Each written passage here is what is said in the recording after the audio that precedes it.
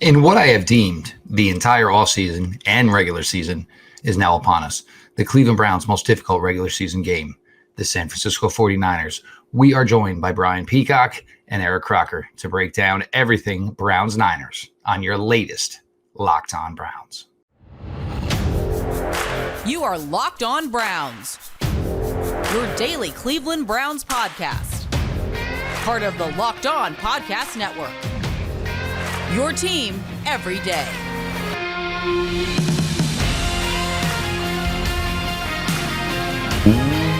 Welcome to another Locked On Podcast Network crossover episode. Brian Peacock and Eric Crocker of Locked On 49ers with Jeff Lloyd of Locked On Browns at BD Peacock, at Eric_Crocker, at Jeff_LJ_Lloyd on the socials. Thanks everybody for making us your first listen here on the Locked On Podcast Network. Your team every day. Appreciate all of the everydayers out there. Make sure you guys are subscribed up on Locked On 49ers and Locked On Browns YouTube. And of course, you can find us everywhere you find your podcast. And as always, Crossover Thursday episodes brought to you by PrizePicks, the easiest and most exciting way to play daily fantasy sports.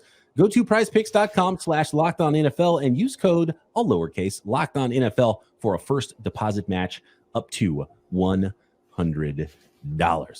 It's been a little bit, Jeff. Excited to get into this one here in week 6. Coming off a bye are the well-rested Browns. And I was going to first start with the quarterbacks but maybe the biggest storyline right now was something you just showed us that we hadn't seen yet, was David Njoku showing on social media the aftermath of his burns that he suffered. What was it, just the day before the last game? And I remember seeing seeing the clip of him walking into the stadium and walking in with a mask over his face. I see why he needed a mask over his face. Wow, that is pretty unbelievable.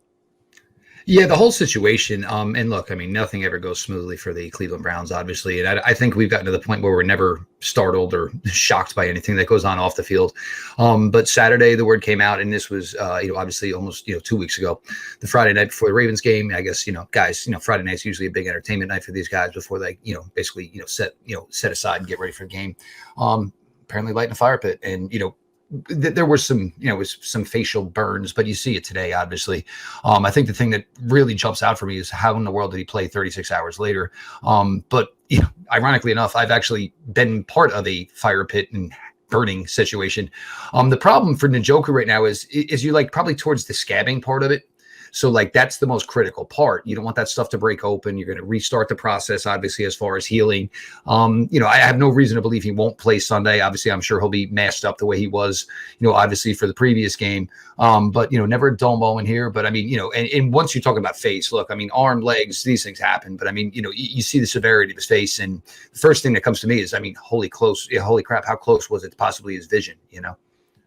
Right. Yeah. I mean, that could be something that sets you back for a long time, and, a lifelong sort of an injury.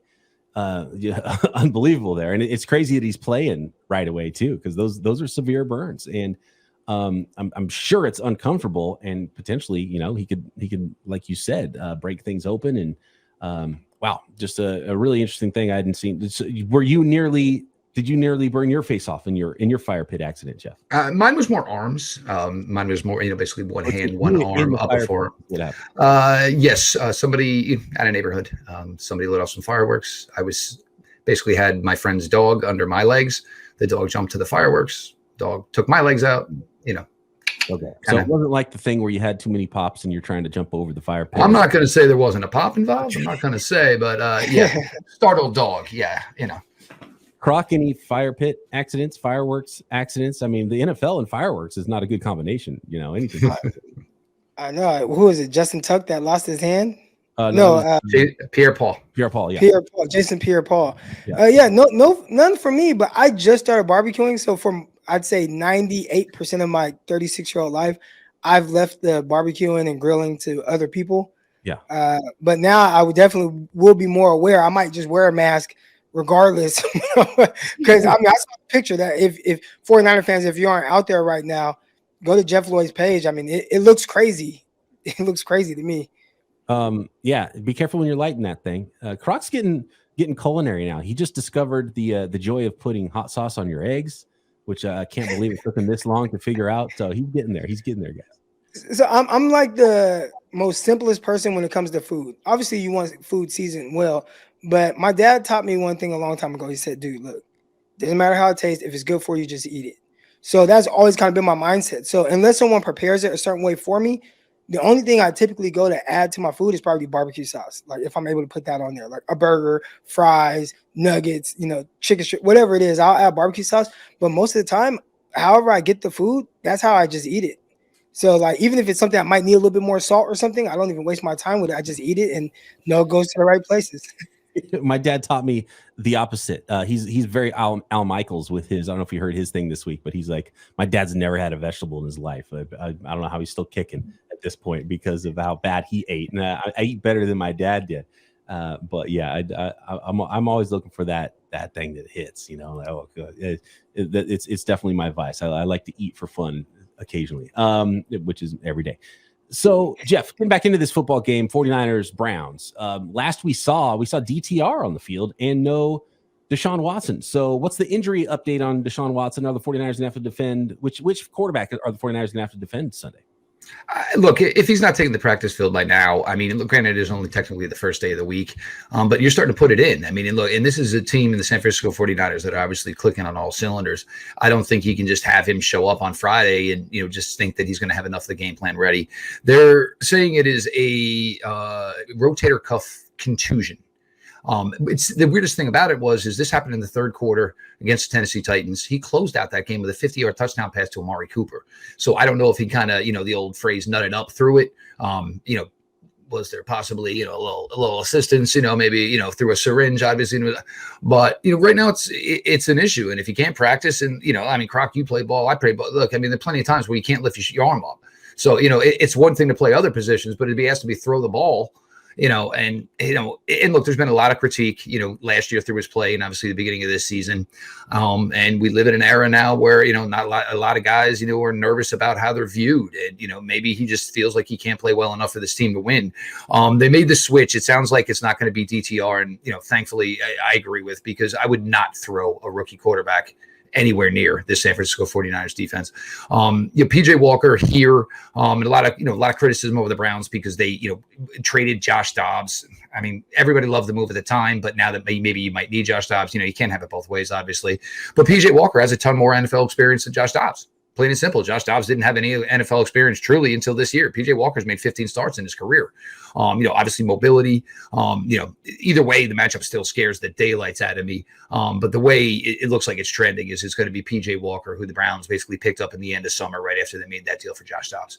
Interesting. That's, and it's probably a smart thing for the development of your young quarterback, not to put him out against a difficult defense like this. And he had a tough time in his first go around a couple weeks ago. And it's hard to prepare that quick, not really knowing that you're going to be a quarterback. And all of a sudden, hey, guess what? Starters hurt. You're going to play this week. It's like, okay, let's get ready. Did not look as good as it did in the preseason for DTR there. So probably the smart move, and, try to get yourself an advantage if you're not going to have Deshaun Watson out there in a certain way. And maybe that's with the legs of PJ Walker against the San Francisco 49ers. By the way, I don't want to say you guys are past your prime, but if I'm not mistaken, Jeff, you're a former wide receiver. We got a former DB in Croc. Maybe we should handle this week's game in that way and have you guys go out to a field somewhere and go at it. I think I'm probably past my prime, so. I know I'm past my prime, so we'll stick to barbecuing. I think that'd be the best way to do it. Obviously, I've been there for a while. Croc's new to it. We'll throw it out. He can bring some stuff, some stuff from the South. I'll teach him the way we do it up here in the North a little bit. But what I want to get to you guys is, look, when I say clicking on all cylinders, Sunday night, I had, my whole thing was, okay, we're going to turn it on because it's Sunday night football. The question is, how quickly am I going to turn it off? I ended up sticking around a little longer. But with all of this, and look, Ayuk, obviously Debo, fantastic ball players. McCaffrey, fantastic ball player. Kittle, fantastic ball player. The defense, look, we could go on an hour forever about that. But what is it with Purdy? Because there's so much. Is it the game manager? Is it for me? It don't matter. None of it should matter because he is just so well within the system. And, I know Dan Orlovsky, last week put up that great illustration, basically the video breakdown. And basically, there's one guy on the left side, 50 yards down the field. There's a guy 25 yards. I mean, the spacing of this offense is so incredible. And this is what we try to talk about all the time with the Browns, or basically offense at all. The most important receiver should be the open receiver. It doesn't matter necessarily which guy it is. And I think that for me, I think that's the thing that absolutely just impresses me about Brock Purdy is he knows who he is, and he can just play to the offense. And hey, the big play isn't there. Oh, worst things worse. I got to check down at Christian McCaffrey. The interesting thing with him, and I think when you watch all 22 on whatever team in the NFL, a lot of times you can see opportunities that were missed by quarterbacks. It feels like Brock Purdy doesn't miss an opportunity. And whatever he sees when he does see it, I mean, he plays with anticipation very well. He's very accurate with the ball.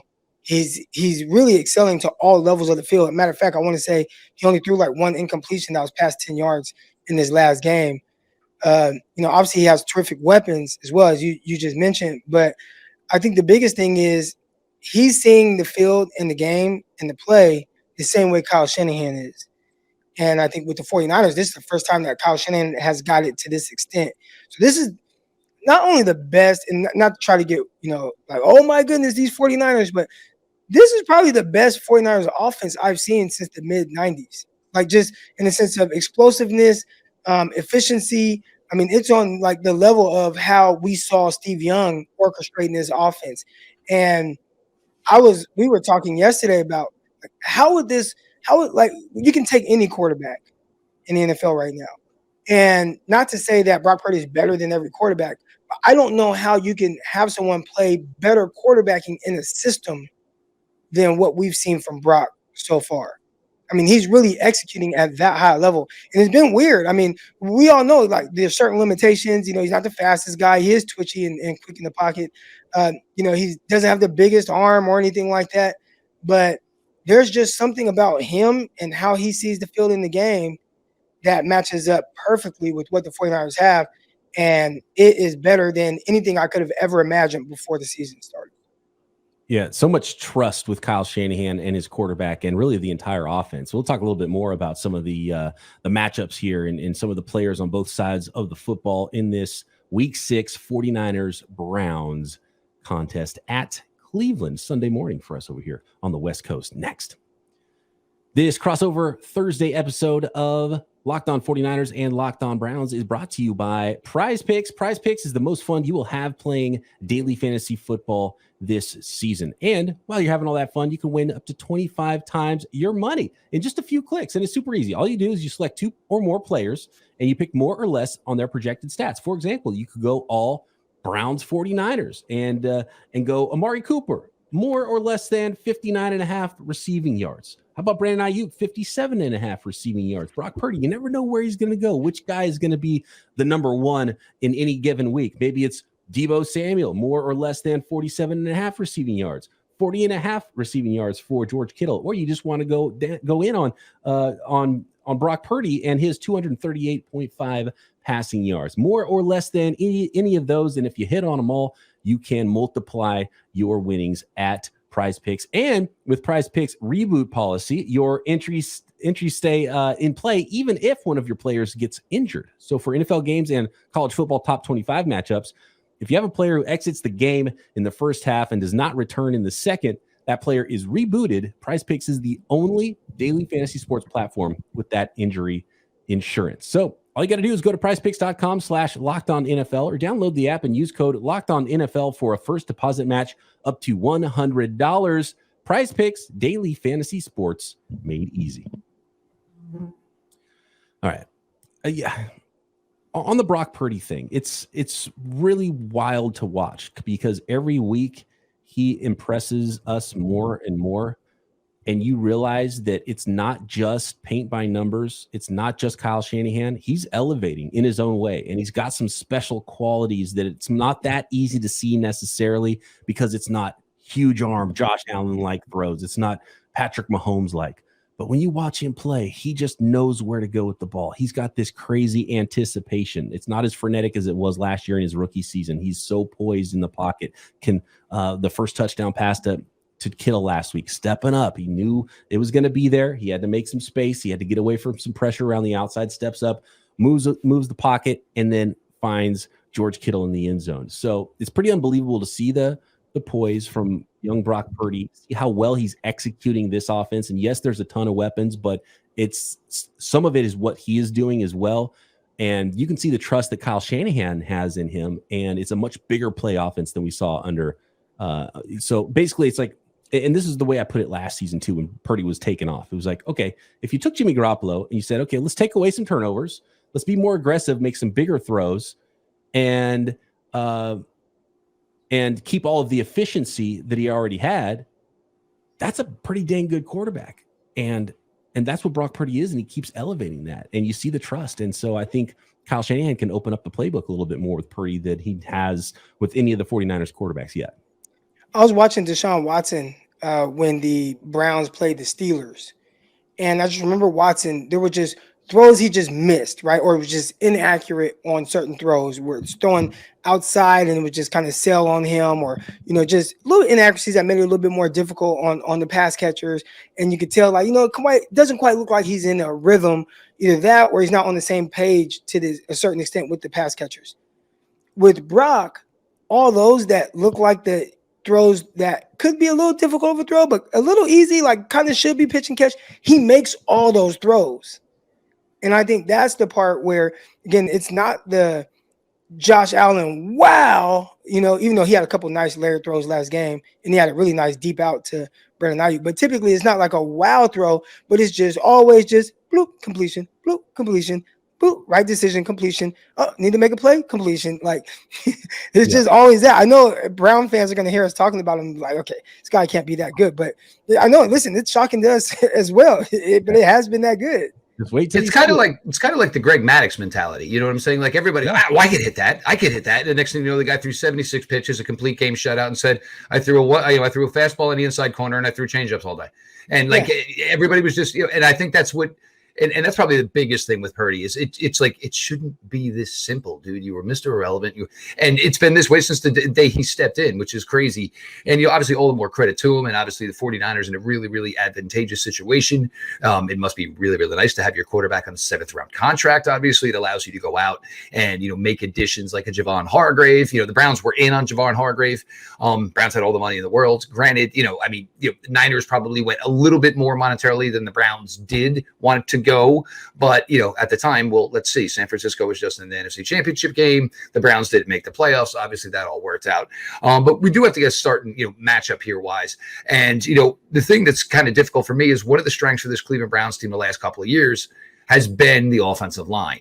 And it's just not really the case this year. Look, Jedrick Wills, and even when they went to DeJuan Jones, basically the plan was, hey, we understand we got to start the rookie, as long as you're the 5th best offensive lineman, it'll be okay.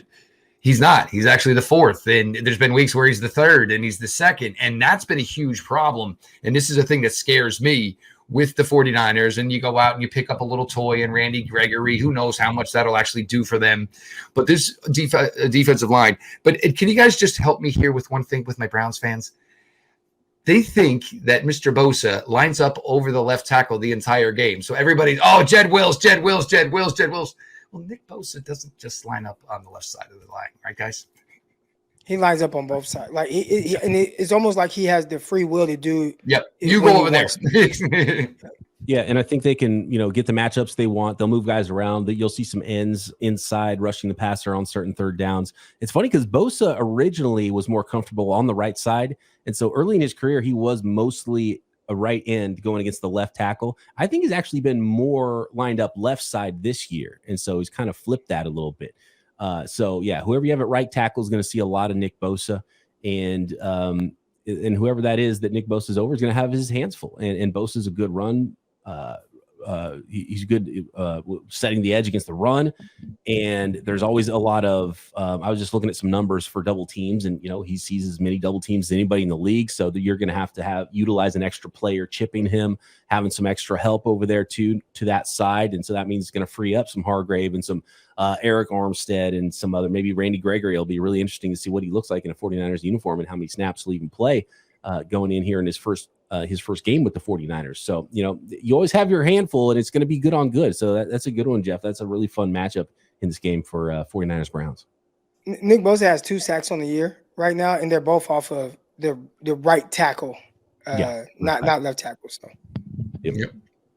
That's one thing I was trying to tell and that's kind of what is similar to what the Browns do here. And this is going to be interesting because the Browns defense, the Raven game was tough, obviously, and I don't think they played up to their expectations. Obviously, they were on the field a lot longer than they anticipated being, and it started to fall apart at the end. So with the bye week, and obviously, with the Browns defense, this is what I get to see. And I've been screaming for a defensive line with the Cleveland Browns for the entire time I've been covering this team, and now it's to the point where they have them. And it's nice that Myles Garrett can come off the field, and it's not just to play. I mean, he can come off a full 1st and 10, 1st, 2nd, 3rd, and just to see the way good teams can manipulate defensive lines. And this will be interesting because I know the Cowboys obviously had a really good defensive line, but now this is 2 weeks now. So obviously Jim Schwartz has had 2 weeks. So he's got all the 49er film under his belt. So it's something where maybe, hey, I'm just looking for something that maybe Purdy hasn't seen yet.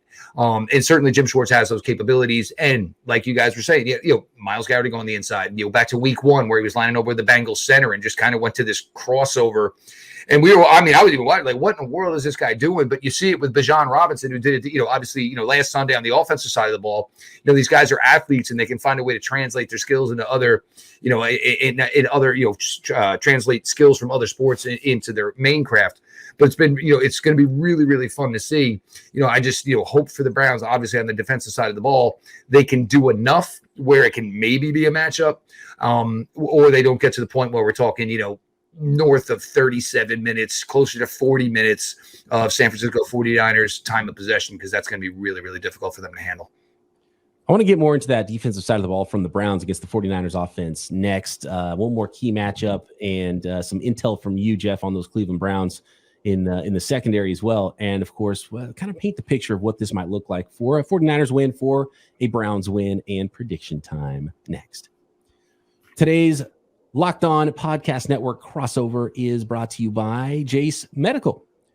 Get a Jase case. Don't be unprepared. Do not end up unprepared for yourself and your family. Everyone should feel empowered to care for themselves and their loved ones during the unexpected. That's why Jase Medical offers the Jase case. The Jase case provides 5 life-saving antibiotics for emergency use and gives you peace of mind so that you're not just hoping that you have access to the medication you need in an emergency. Jase case makes sure that you have that medication in hand, and Jase Medical is simple. They handle everything from online evaluation to exactly what you or your family might need in your Jase case, and licensed pharmacy medication delivery and ongoing consultation and care. So don't get caught unprepared.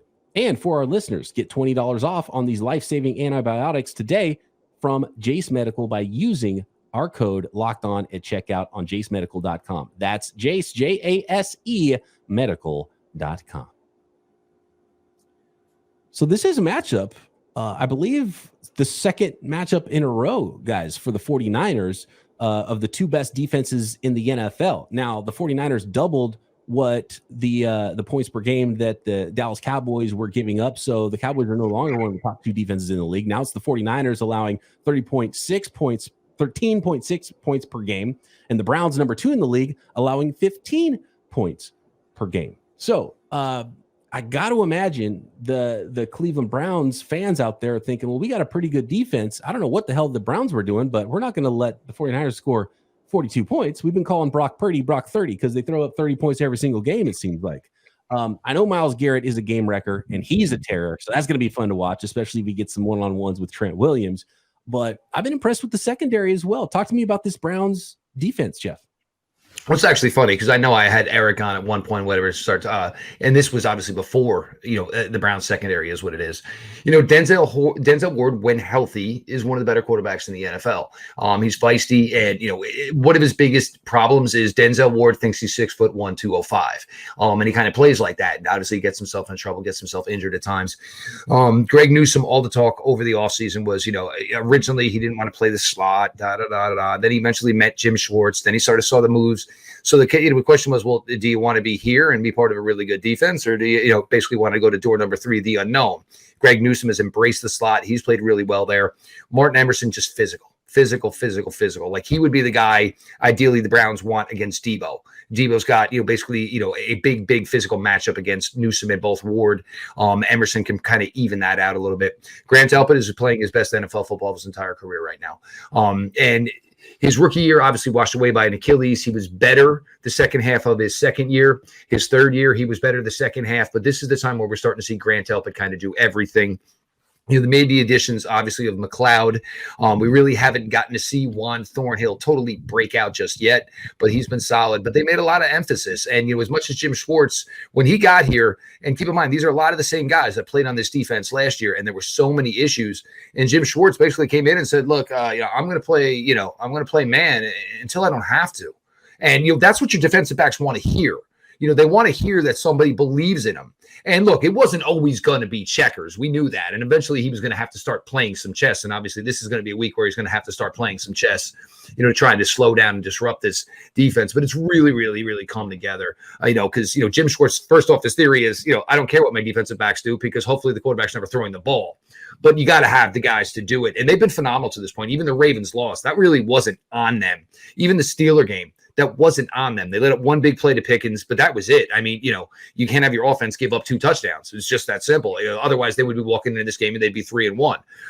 But it's been really fun to watch these guys. And it's going to be difficult here over the next couple of weeks because if this team can't get right offensively and get this record where people think it's going to be, you always worried about, that in that locker room harmony, obviously, between offensive players, defensive players, everybody wants to feel like they're carrying their own weight and contributing hopefully the same goal. But right now, this defense, and I thought, realistically, I thought it would start a little slow just because normally defenses start slow. But it's been beyond my wildest expectations of how good they have been to this point. They play well, and there's a lot of guys that I really like on the back end. You talked about Emerson. Like that was a guy who I was curious to see, like, how does he translate to the NFL? Because he is kind of a bigger, more scrappier cornerback, but sometimes they don't do the best with the twitchier and more sudden receivers, but I think he did a terrific job. I definitely watched a lot of the game against the Cincinnati Bengals and seeing how the Browns cornerbacks were challenging guys at the catch point, Denzel Ward. And it was almost like you just continued to see after every throw, just the confidence grow more and more with the guys on the back end. So, when I look at how they kind of match up against the 49ers, it'd be a good challenge for Deebo Samuel and Brandon Ayuk, who missed out on being able to play against Trevon Diggs last week. Obviously, he's down with an ACL injury. So they got to kind of feast on the others for the Cowboys. But now you have some cornerbacks who are playing at a really confident level. And Greg Newsome, he was my CB2 in the class when he was coming out. I actually had him over Patrick Surtain. I had J.C. Horn, Newman, and then Surtain, and that was just how highly I thought of his skill set, his ability, his versatility. I think he is showing how versatile he can be by playing in the slot. But it just I like the way that they've built this secondary with guys that have high level ability, but have a lot of versatility and are scrappy as well. And Croc, didn't we have that conversation this offseason about, hey, the Browns might be trading Greg Newsome? I think the 49ers should make a call on that. I believe there was a DM between you and Mr. Peacock, about that or whatever. Why was that possibility? I remember. Yeah, it might have been a missed opportunity for the 49ers with that one. Maybe not. It's not too late. Got the trade deadline coming up. 49ers, they need a legit either outside or nickel, a guy that they really trust. And they talking about the 49ers, I know they're gonna have their hands full with Amari Cooper. I think he's done really well and feels like he's kind of the go-to guy. Maybe not as like dynamic or explosive as he was early on, but still tracking the ball in extremely well down the field. Still, he looks more of that savvy vet now, whereas like, I'm just going to get open. It's not going to be fancy. It's not going to be flashy. I'm going to get open. I'm going to catch the ball and kind of, be the best pass catcher for the quarterback. So I'm curious to see how the 49ers and Delmador Lenoir, how does he match up against a guy like Amari Cooper at this point in his career? We're getting to the end of it here. Jeff, can you paint a picture of what a Browns win looks like Sunday? The defense would have to be completely unstoppable. You'd have to find a way, obviously, to force multiple turnovers. The other thing would be capitalize on turnovers. The Browns, plus minus differential is terrible. Their offense is not done much for them. Look, this was always the game that I was always worried about this entire season anyway, because the San Francisco 49ers are one of those teams that, not only will they beat you, they can physically dominate you. Like they can, we saw obviously, members of the Dallas Cowboys leave the game early. These guys, not only can you lose, you might get beat up. So, anyway, that this was going to come down to this game, I was always nervous about this game. Deshaun Watson, even if he was playing, that, it wouldn't really raise my confidence level that high. And, the fact that, you gave away that Steelers game kills me, because the whole goal was, hey, if you can get through this 3-2, and now you got the Colts, they're not going to see Anthony Richardson. It was very favorable after that. Luckily, the AFC North, everybody's kind of on the same page, where I think it's kind of similar to the AFC West last year, where everybody's like, oh my God, they're just going to be so dominant. And right now you're like, well, maybe they'll get one playoff team. And it's kind of what you feel about the AFC North right now, because nobody's clicking yet. That being said, obviously, we're going into week 6 here. But I have a hard time believing, and I'm sorry, Browns fans, I always try to find a way, but I'm going to be realistic with you here. If the Browns can keep this close, I think that'll be extremely important. It'll be extremely important to the fan base. There's no such thing, obviously, as moral losses, obviously, positive losses at this, juncture in the NFL. But, to be able to walk out of this and say, hey, we gave them the toughest game they've seen all season, for me, at least, I'll take it. But, of course, I'll hear how Coach Stefanski can't play call. I'll hear how this guy's terrible, because, basically in Cleveland, it's a what have you done for me lately? There's no looking at the entire body of work. The tough thing for the Cincinnati Bengals, the Cleveland Browns and their fans is the only way I see right now, and we've been trying to figure out, like, okay, what is it going to look like when the 49ers lose, or how they would lose, and how do you challenge this team? Your offense has to figure out how to put pressure on the 49ers offense. Like the 49ers offense, their defense has done a terrific job. They're taking the ball away. They're setting them up in great field position. There's some points. It feels like they're there every time they touch the ball. And that seems like every game right now, even in games where they start off slow against like the New York Giants, people are like, oh man, what's going on with the 49ers? They were still winning like 17-6 at halftime and scored on like dang near all of their possessions. So for the Browns, it's going to have to be, can the Browns offense put the pressure on the 49ers offense to keep scoring? And with how they're structured right now, potentially not having Deshaun Watson, losing Nick Chubb for the year, I find it really hard to see a way that the Browns keep up with the 49ers, unless you factor in this one thing. I see the weather might be bad. And we've seen some weird things happen in 49ers games when the weather isn't great. They say that they are expecting some kind of rain. Not sure to what extent. It can be a little windy. So if there is one thing that goes in the Browns' favor, it will probably have to be that weather, where that could kind of even the playing field just a little bit. I'm looking at 55 degrees with some wind gusts in the teens, 13 miles per hour maybe. And potentially rainy there on Sunday in Cleveland. So, maybe that could be the great equalizer. I thought you were predicting that San Francisco was going to drop a 50 burger on the Browns. No. Look, Brock 30, write it down. And that's kind of where the 49ers are right now, is they're scoring 30 points a game. And the teams, it's like the greatest show on turf. Like, remember how I didn't say it, but that's kind of when nobody knew who Kurt Warner was, and there was just all these great players around him. There's some similarity kind of to it. It definitely is a vibe I kind of get from Brock Purdy. I can see that. You got the Kurt Warner, the kind of the older guy. He was undrafted. Obviously, Purdy, last pick in the draft. Then you got Marshall Faulk, and the 49ers kind of have their version of Marshall Faulk and Christian McCaffrey. Then you got Isaac Bruce and Torrey Holt and Ricky Pro. I could see that. Absolutely. Yeah. There's screenplays already being written about Mr. Irrelevant and the 49ers. And they definitely feel like something special is going on this year with the Niners. Although the Miami Dolphins are trying to take the greatest show on surf nickname right now. And so they're kind of trying to get that one. It's called Speed Dave God. And who knows, maybe it's Dolphins 49ers this year. Those teams both look pretty good. But the Browns are going to have something to say about that in week 6. It's going to be a fun one. Jeff, always a pleasure chatting with you. Thanks to all the listeners out there that make Locked On 49ers and Locked On Browns your first listens every single day here on the Locked On Podcast Network. Jeff will be back Locked On Browns with you guys tomorrow. Croc and I back to break things down and get you ready for week 6 on Locked On 49ers. And we will talk to you then right here on the Locked On Podcast Network.